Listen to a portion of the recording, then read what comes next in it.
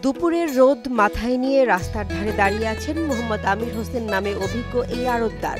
উদ্দেশ্য কোরবানির পশুর চামড়া কেনা। কোরবানির মালটা লবণ বেশি লাগে দ্বিগুণ। কিন্তু কোরবানির পশুর চামড়া নিয়ে এরই মধ্যে অভিযোগ উঠেছে সিন্ডিকেটের। তবে রোদে দাঁড়িয়ে থাকলেও আমির হোসেন বললেন, আমরা ফুটপাত থেকে চামড়া কিনি না, যারা হাট থেকে কিনে আনে তারাই এখানে বিক্রি করে, সিন্ডিকেটে আমরা নেই।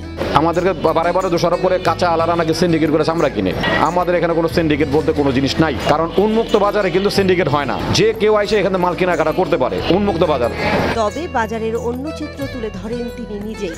বললেন, ঈদের আগে যে লবণ 700 টাকায় কিনতাম, ঈদের সময় সেটি কিনেছি 1150 টাকায়। এখানে একটা বড় সিন্ডিকেট কাজ করে, যেটা চামড়া ব্যবসাকেও প্রভাবিত করে। এক মাস আগে লবণ আনছে তারা 700-750 টাকা কিনছে, এক মাস পরে লবণ হয়ে গেছে 1000 টাকা। কোরবানির জন্য সিন্ডিকেটে এরা দাম বাড়ায় দিছে। চামড়ার দামও পড়তির দিকে। গরুর একটি চামড়া 400 থেকে 900 টাকার মধ্যে বিক্রি হচ্ছে, যা কয়েক বছর আগের তুলনায় প্রায় অর্ধেক।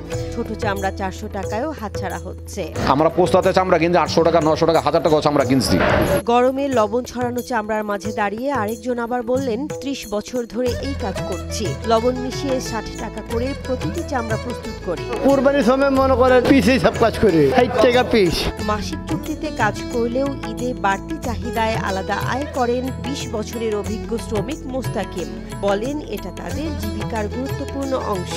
এমনি মাসিক বেতন ভুক্ত প্লেয়ার, মাসে মনে করেন 20,000 টাকা উঠে আমার। তবে এই হাট শুধু অভিজ্ঞদের নয়, ভবিষ্যৎ ব্যবসায়ীদেরও। বাবার পাশে দাঁড়িয়ে কাজ করছেন তরুণ আমানুল্লাহ। চোখে তার স্বপ্ন। বাবার ব্যবসা আমি নিজে করার ইচ্ছা আছে। ছোটকাল থেকে দেখা পড়ে সেটাই করার ইচ্ছা আছে। ঈদুল আজহার দিন দুপুর গড়াতেই ঢাকার লালবাগের পোস্তা যেন হয়ে ওঠে এক বিশাল চামড়ার সমাবেশ স্থল। মৌসুমী ব্যবসায়ী, মাদ্রাসার শিক্ষার্থী, অভিজ্ঞ আড়তদার আর পুরনো পোস্তার শ্রমিকেরা মিলে এখানে জমে ওঠে এক মৌসুমী ব্যবসা, কোরবানির পশুর চামড়া কেনা বেচার যুদ্ধ। কিন্তু সরকার যে রেট দিছে, যদি এই রেট অনুপাতে যদি ট্যানারি মালিকরা যদি আমাদের চামড়া কিনে, আমাদের লস হবে না 2 টাকাও। আর যদি তারা যদি না কিনে, তা আমাদের প্রচুর টাকা লস হবে। সারা দেশে এবার 1 কোটি পশু কোরবানি হয়েছে। ব্যবসায়ীদের ভাষ্য মতে তার মধ্যে 80 থেকে 85 লাখ চামড়া সংরক্ষণের পথে। পোস্তা হয়ে উঠেছে তার এক বিশাল প্রবাহ কেন্দ্র। এখান থেকেই লবণ দিয়ে সংরক্ষণ করা কাঁচা চামড়া পরে যা সাভারের ট্যানারিগুলোতে চলে যায়। অর্থাৎ ট্যানারি রেজিস্ট্রেশন হোক, কাঁচা চামড়া রেজিস্ট্রেশন হোক, তাদের সাথে আলাপ আলোচনা তো সরকার রেট দিচ্ছে। তারা কেন কাঁচা চামড়া তারা সেই রেটে কিনলো না? কাঁচা চামড়া তো সরকার রেট দেয় না, যে লবণযুক্ত কাঁচা চামড়া, যে চামড়াটা রেট দিয়ে সরকার স্কোয়ার ফিট হিসেবে 55 থেকে 60 টাকা, ঢাকার বাইরে 60 থেকে 65 টাকা ঢাকার মাল। পোস্তার এই ঈদ মানে শুধু কাঁচা চামড়ার গন্ধ নয়, এখানে মিশে আছে জীবন সংগ্রাম, পারিবারিক ঐতিহ্য এবং এক মৌসুমী অর্থনীতির বাস্তব চিত্র।